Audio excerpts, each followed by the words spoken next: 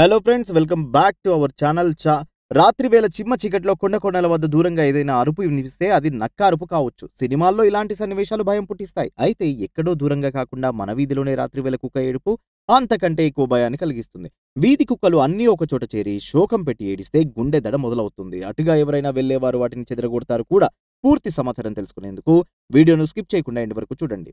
అయితే అలా ఎందుకంటే కుక్కలు ఏడుస్తున్నాయి అంటే ఆ వీధిలో ఎవరో ఒకరు చనిపోతారు. ఇది దానికి సంకేతమే అని ప్రజల్లో ఒక నమ్మకం ఉంది. అయితే ఇలాంటి నమ్మకం కేవలం భారతదేశంలోనే కాదు, ప్రపంచంలోని అనేక సంస్కృతులు కుక్క అరుపు మరణానికి శకునమని నమ్ముతున్నాయి. అమెరికా లాంటి ఫాస్ట్ ఫార్వర్డ్ కల్చర్ ఉన్న దేశంలోని ఈ నమ్మకం ఉంది. యుఎస్లో 2 కుక్కలు కలిసి ఏడిస్తాయి. ఎవరైనా ఒక వ్యక్తి మనిషి త్వరలో చనిపోబోతున్నారని నమ్ముతారు. అదే సందర్భంలో 3 కుక్కలు కలిసి ఏడిస్తే ఆ చనిపోయేవారు ఒక స్త్రీ అని కొందరు నమ్ముతారు. మరి ఇది నిజమేనా అంటే సైన్స్ దీనిని ఒక మూఢనమ్మకం అని కొట్టిపాడేస్తుంది.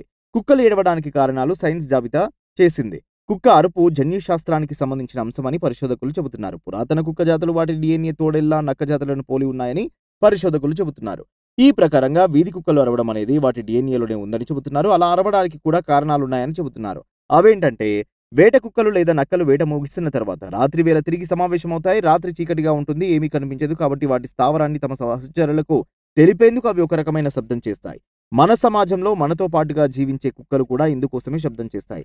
మీరెప్పుడైనా గమనిస్తే కుక్కల గుంపులోకి ఏదైనా కొత్త కుక్క వస్తే అన్ని కలిసి ఆ కొత్త కుక్కపై దాడి చేస్తాయి. దీంతో ఆ కొత్త కుక్క తోక ముడుచుకొని పారిపోతుంది. దీని అర్థం కొన్ని కుక్కలు కలిసి తమకంటూ ఒక ప్రాంతాన్ని ఏర్పరచుకుంటాయి, కొంత పరిధిని కలిగి ఉంటాయి. వాటి ఉనికి చాటేందుకు అవి రాత్రి వేళ ఒక రకమైన శబ్దం చేసి మిగతా కుక్కలకు తెలియపరుస్తాయి. ఆ భూభాగం తమకే చెందినది అని సిగ్నల్స్ పంపుతాయి.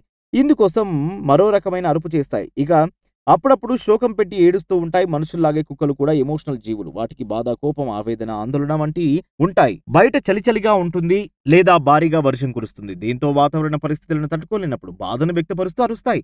గాయమైనప్పుడు నొప్పిని భరించలేక ఏడుస్తాయి. అదే సమయంలో గుంపులో మిగతా కుక్కలకు జోడి ఉండి తనకు లేనప్పుడు, తన ప్రేయసి వేరే కుక్కతో వెళ్లిపోయినప్పుడు లేదా చనిపోయినప్పుడు ఆ బాధను భరించలేక, ఆ విరహ వేదనను తట్టుకోలేక ఇదేమి కుక్కకు బతుకురా అన్నట్లుగా ఏడుపు అందుకుంటాయి.